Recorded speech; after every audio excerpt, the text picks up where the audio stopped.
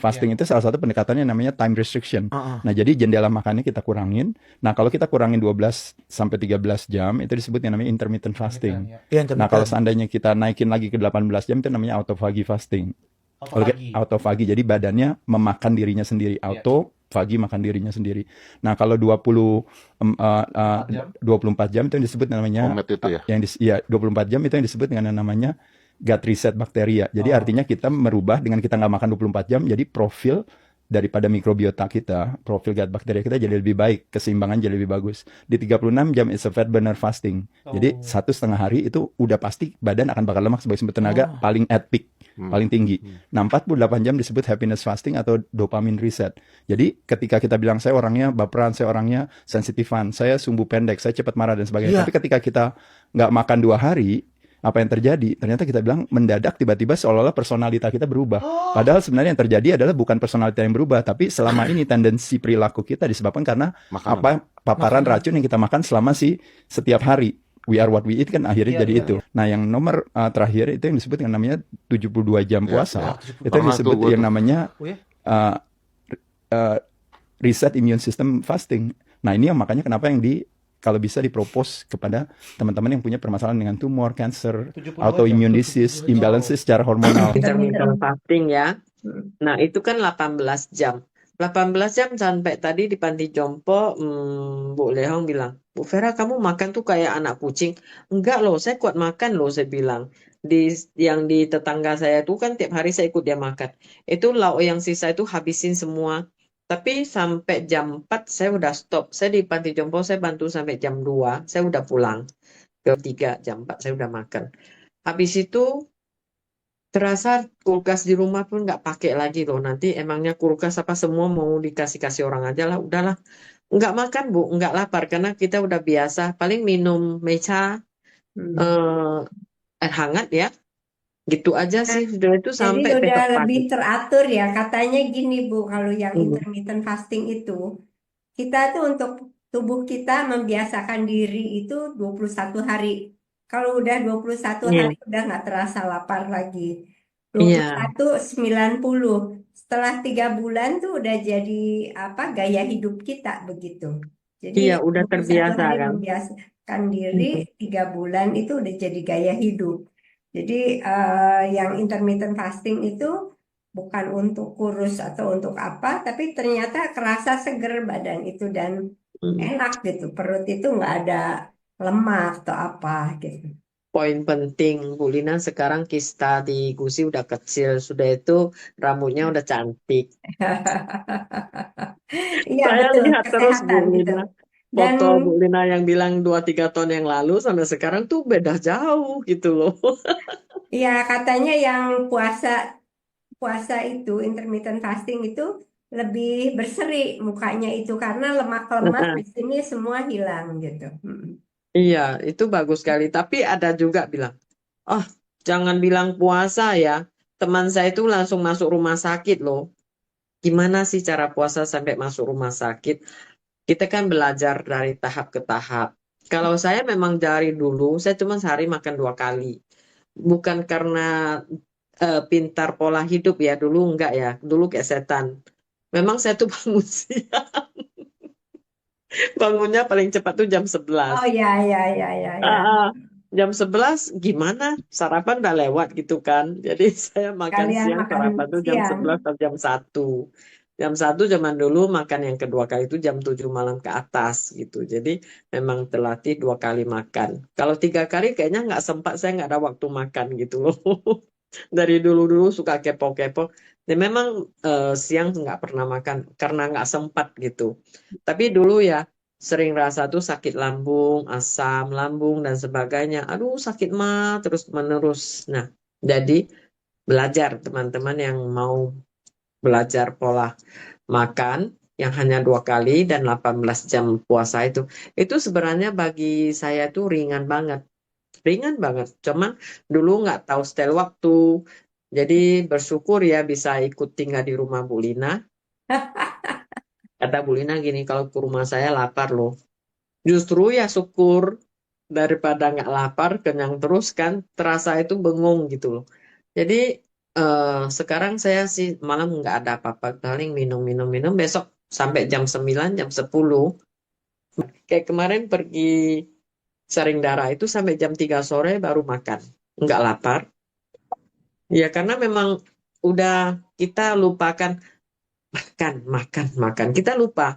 Jadi cuman nggak jangan sampai lapar-lapar minum es batu, minum yang dingin, nggak yang agak hangat atau suhu biasa. Yang paling bagus tuh hangat sedikit gitulah.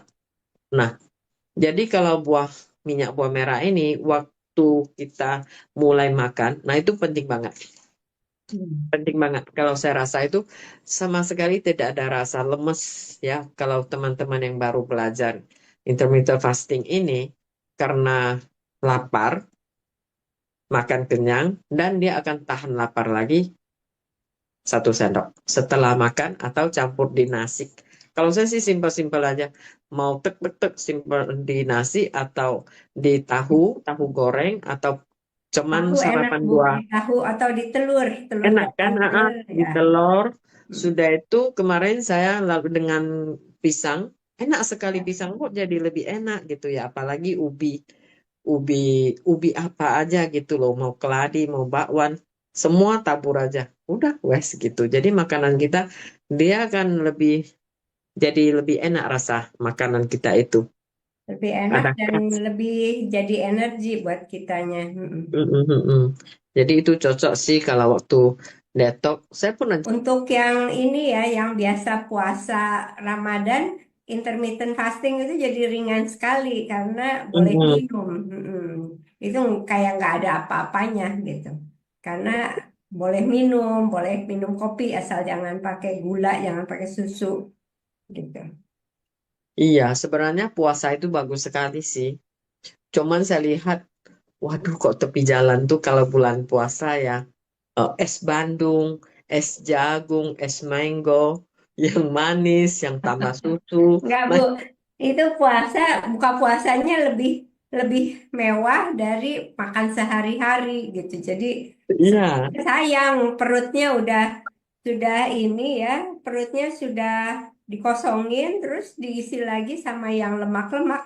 Apalagi mm, gorengan itu kan makanan berbuka sejuta umat semua pakai gorengan buka itu karena murah meriah dan enak gitu panas-panas. iya, Tapi pernah ada orang yang puasa Ramadan, Bu, dia buka puasanya itu pakai martabak, martabak manis tuh kan ya, yang martabak pakai susu, pakai coklat.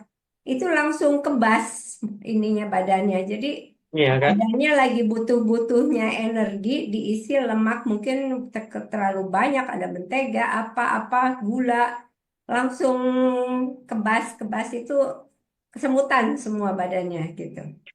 Iya. Bisa. Kadang gula gula yang terlalu manis dan tepung itu yang mengakibatkan sakit lambung. Ya, betul, betul. Dia lagi lapar, lagi kosong, dia tuh isi yang tidak bisa dicerna gitu loh. Sekarang ya, saya pikir karena Ibu ngomong tepung gitu. Sekarang anak-anak SD apa itu juga mereka obesitas. Obesitas tuh kegemukan karena kan mereka makannya mie banyak tuh. Mie, mie ayam atau apa itu bikin apa? Gemuk anak-anak. Waduh, kalau makanan mereka betul-betul ampun, Bu. Dulu sering sama si Justin mereka ya cucu saya tuh ke mall, ke Grand Mall dekat rumah. Ma. Kita kasih Mie 100.000, ayam. 100.000 ya. Nanti mereka ngerti juga. Kita kasih jajan 100.000 per orang. Nanti dia pulang, mah ini saya traktir ama lah, eh boba teh lah. Apa rasanya? Kok ramai sampai antri gitu ya? Minum aja, aduh mati. Mati anak ayamku. Nggak mampu makanan kalian. Ya, jenis Itu makanan pun yang manisnya kita minta cuman 25%. Tapi waduh ampun. Kalau 100% apa bayangnya gitu loh. Ngeri-ngeri banget. Itu nggak gampang. Kalau mereka tuh udah anggap memang biasa kita minum gitu. Tapi anak-anak itu kita lihat kasihan banget. Eh, berat badannya itu nggak normal. Kita pegang dagingnya aja ya, lembut kayak pegang balon di dalam air gitu. yang Ya, isi air gitu, ya lembut, apa lembek. sekarang jenis makanan zaman sekarang, terus juga pola hidupnya itu bikin badan itu beda dengan waktu kita kecil. Waktu kita kecil jajanan atau orang tua kita dulu tuh bisa punya anak sampai belasan, bikin kesebelasan, itu masih kuat mereka karena nggak jenis makanannya. Makanya Mm-mm. itu apa kita itu harus puasa, detox itu rutin gitu kalau untuk bersihkan badan. Saya aja Bu lihat Winnie sama Egi Detok tuh ngeri loh. Oh, sampai sejorok gitu, sampai fotonya itu Master pinjam untuk dipamerkan, berarti dapat juara satu dia. Contoh yang jelek. Yang yang paling jelek dan itu anak saya. Kayak kita di Jakarta atau di di Batam, hidupnya cukup keras dan lingkungan udah jorok banget ya. Ya. Nah, itu kita harus hebat kali gitu loh. Apalagi kayak saya ini semua saya makan, saya nggak ada pantang. Kalau saya lihat Bu Vera ya, ini menyimpulkan karena Bu Vera itu tulus ya, maksudnya nggak ada maksud lain nolong orang, nolong terutama nolong orang tua atau apa. Jadi jalannya itu selalu ada, selalu ketemu jalan gitu. Di nanti di apa Kalimantan atau di Sulawesi ketemu siapa, ketemu ilmu baru. Di ini pun mau ke Padang atau ke itu ketemu buah merah dan ilmunya juga Mm-mm. dibagikan lagi ke kita dan berguna untuk ke pekerjaan Bu Vera, kegiatan Bu Vera gitu. Jadi memang kalau orang baik, baik ke alam, baik ke sesama itu selalu mendapatnya lebih gitu. Alam tuh memberinya lebih banyak lagi. Tahu-tahu ketemu Pak Max dan Bu Upi ini gitu loh. Jadi Satu lagi Bu, intermittent fasting ini sudah lama loh, sudah ya lama udah lama. belajar dan sebagainya. Tapi saya melakukan tuh setelah di rumah Ibu. Jadi kayak inilah intermittent fasting ini ya. Udah lama yang dulu-dulu saya udah tahu, tapi saya nggak mikir apa gitu karena sepintas lewat dan kalau ada orang nanya bagus bagus bagus, cuman nggak lakukan gitu ya. Ternyata sampai di rumah Bu Lina itu namanya tuh kita kemana tuh ketemu orang yang lebih baik dan kita yang katanya sepele kita anggap tuh berlian gitu Bu. Ini bagus, betul-betul bagus gitu karena memang udah mindsetnya cuman nggak dilakukan ya. Eh, Contohnya dulu saya lihat teman saya yang sakit kanker payudaranya kanan nyebar ke kiri. Dua-duanya pertama cuman dapat dana tuh untuk operasi sebelah kanan. Akhirnya yang sebelah kiri harus operasi lagi. Nggak sampai 3 bulan otaknya nyebar lagi ke otak. Tapi sampai sekarang dia masih buka salon loh, masih cantik loh. Dia cuma mengadakan 21 hari tanpa makan daging dan tanpa makan nasi. 21 hari buah-buahan, apa yang penting tidak sentuh daging dan tidak sentuh nasi. Itu aja. Bersih selnya semua. Gula pun tidak Karena sentuh. si sel kankernya tidak dapat makanan gitu ya. Mm-mm. Jadi Itu ingat Pak itu Pak Bu Wisya katanya kata eh, Pak Dar itu posting di Jabodetabek pokoknya ciri-ciri orang yang kekurangan protein katanya apa suka lapar terus apa gitu ngantuk terus wah nanti tesnya sesudah Lebaran deh sekarang sih karena puasa jadi memang ngantuk terus ya nanti udah habis Lebaran itu harus cek kesehatan semua. Takutnya malah udah puasa malah tambah ini kurang protein. tapi banyak yang tambah kurus, lebih kurus. Setidaknya muka yang berminyak-minyak itu kurang lah, ya kan? Cuman kayak apa si Udin yang ngurus kebun itu nih. Kita tuh kalau puasa Bu, malah ada yang nggak bagus tuh, malam nggak tidur. Oh ya kurang tidur jadinya Iya, ya. kan mau sahur, Ya udah ya. harus pagi jam berapa udah bangun, habis jam berapa udah stop makan. Jadi tuh malam nggak tidur. Kedua harinya mau kerja sama puasa lagi, jadi rasanya itulah. Dan tidak minum ya. Kalau Ya, Kalau yang kita ini kan intermittent fasting masih lebih bagus minum banyak, apalagi minum CE biar asam lambungnya nggak naik, nggak sakit gitu ya. Nah, jadi sangat ringan sih. Kalau saya rasa tuh sangat ringan dan enak badan kita. Kadang sambil ngaca-ngaca tuh, aku kok lebih cantik ya dari dulu gitu. berseri ya, betul. Berseri. Terasa gitu. Heeh. Karena ini lemak-lemaknya hilang. Iya. Ya, dia. Apalagi foto gitu loh Bu. Kita gini foto kan nggak make up nggak apa-apa, asal foto aja. Eh, kok bersih ya mukanya gitu ya. Fotonya lebih bagus daripada foto yang dulu gitu. Kulitnya lebih nggak Kenyal, begitu kasar. kenyal, kenyal Heeh. dan Iya, apa? nggak kasar dan Lembut. nggak kendor gitu ya. Hmm. Dibanding dengan orang sebaya kita, dia lebih bersyukur. Kayaknya lebih sehat, lebih ringan, dan otaknya itu lebih jelas. Mikir apapun Sebetulnya lebih Bu, jelas. beberapa di antara kita udah ada yang intermittent fasting ya, kayak Bu Inge, siapa. Mm-mm. Iya, Bu Sri Tapi hebat tuh. kalau Bu Vera udah mulai dan menggalakkan lebih banyak lagi teman-teman yang ikutan dan Mm-mm. lebih banyak yang sehat kan rame-rame jadi lebih bagus. Iya, Mm. jadi yang belum lakukan coba. Contohnya gini, waktu lapar gimana? Ya, ini saya pribadi. Saya pernah dulu karena diabetes. Orang Ya, diabetes tuh kalau lapar laparnya terus. setengah mati, Mm. kayak betul-betul mau mati, nggak bisa tidur, nggak bisa duduk, nggak bisa apa-apa. Pokoknya hausnya gila gitu loh.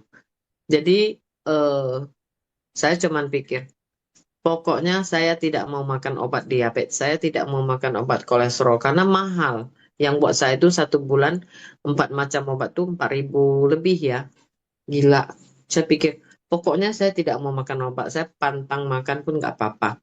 Tapi saya nggak bisa langsung gitu. Saya belajar sama dokter.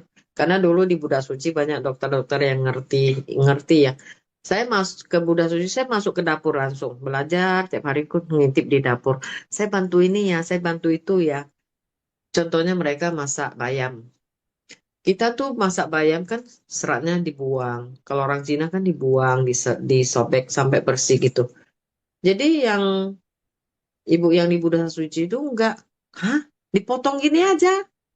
Iya, cuci-cuci, potong, buang akar aja. Kok jorok banget kamu? Serat itu penting loh. Kalau makan sayur tambah serat, dan itu masak sampai masak gitu, mendingan kamu makan makan roti aja deh, dia bilang gitu. Nah, dari situ kita belajar. Sudah itu lapar. Saya diabetes suka lapar loh. Gini, dia bilang. Tengok muka saya. Gini ya. Muka kamu kenapa? Nah, dalam nggak ada makanan.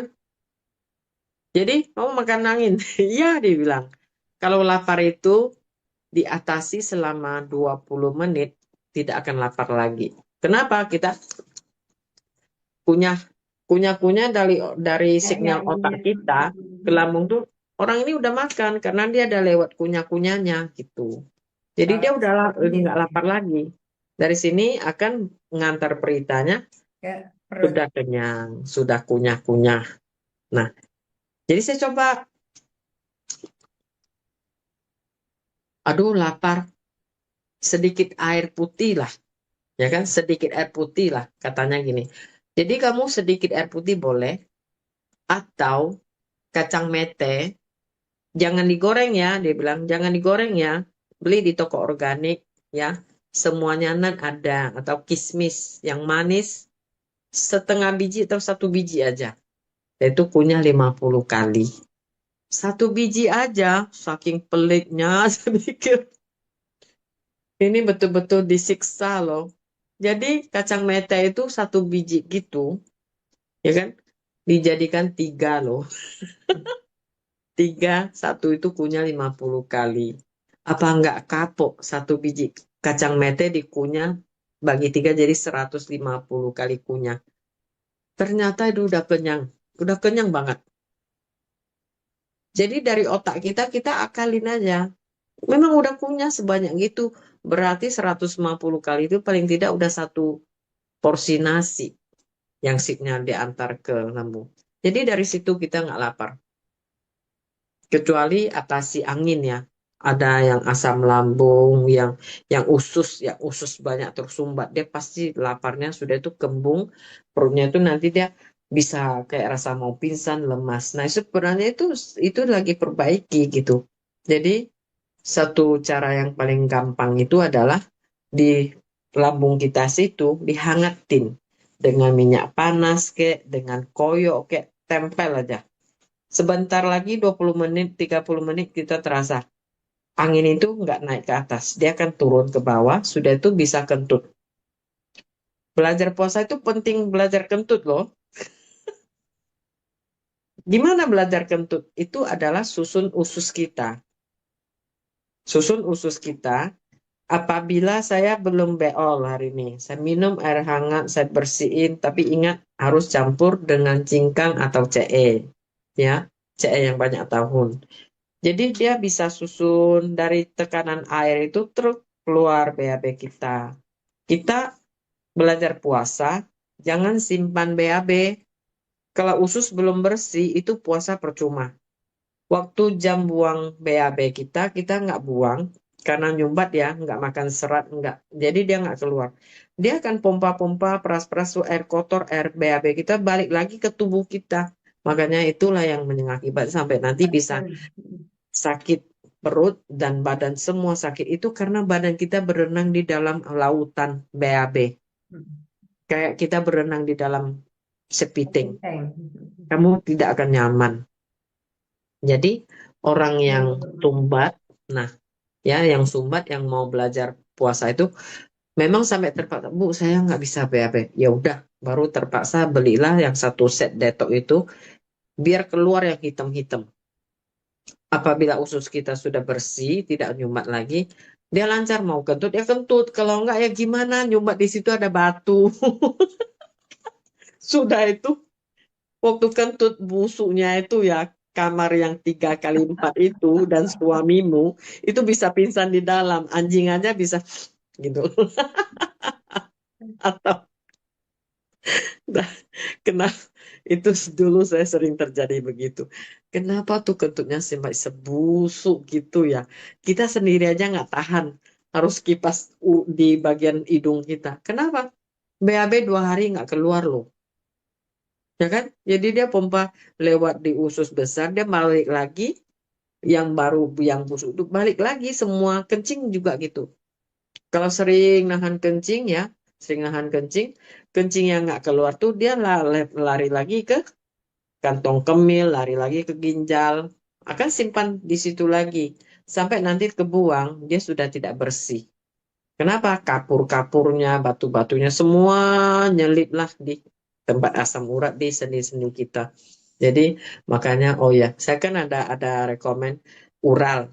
Ural itu ya satu solusi untuk buang sebelum terjadi asam urat atau memang sudah ada asam urat dan orang yang kuat makan daging. Halo yang di Medan, promokan teman-teman yang kuat makan situ. Jadi dia harus buang sebelum mengumpal, mengkristal, dia buang. Jadi ural. Jadi kita cuci itu ada berapa macam. Meca untuk paru-paru, ya.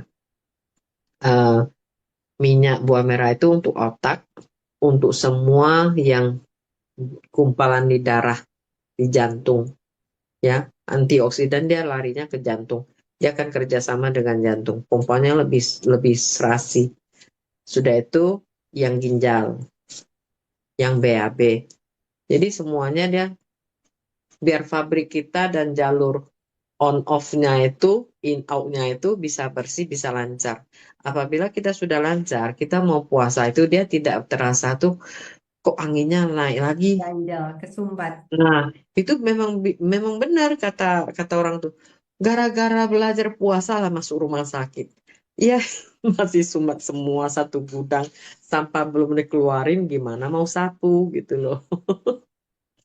Begitu puasa dimulai, tubuh pakai gula darah sebagai energi utama, tapi setelah 12 jam, tubuh pun beralih membakar lemak sebagai sumber energi baru.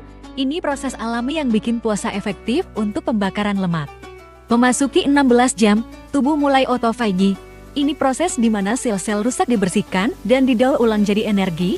Autofagi terbukti bantu mencegah penuaan dini dan menjaga tubuh dari penyakit kronis.